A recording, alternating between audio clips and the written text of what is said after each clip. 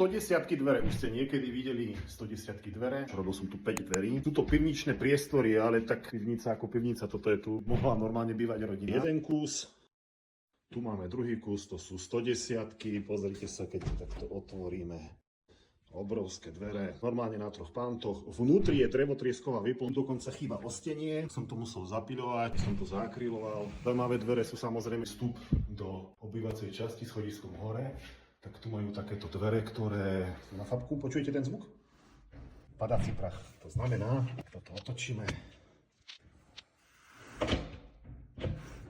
Ten prach sa vždycky pekne zatvorí, pritiahne sa na podlahu, keď budete zatvárať dvere. Tieto dvere sú v systéme jedného kľúča, tu je ploška cylindrická, fabka a sú s týmito dverami. Takže 5 dverí, z toho dvojo 110, kde jedny nemali ostenie, musel som to tam zabrucovať. Druhé nemali ostenie, vchodové dvere s padacím prahom. Všetky dvere majú drevotrieskovú výplň, lepšej zvukovej izolácii, tepelnej izolácii. Po novom tu ešte zákazníkom dávam takéto dorazy, aby som nemusel lepiť nejaké polystyrény na zem, alebo tak, aby si nepoškodil kľúčku.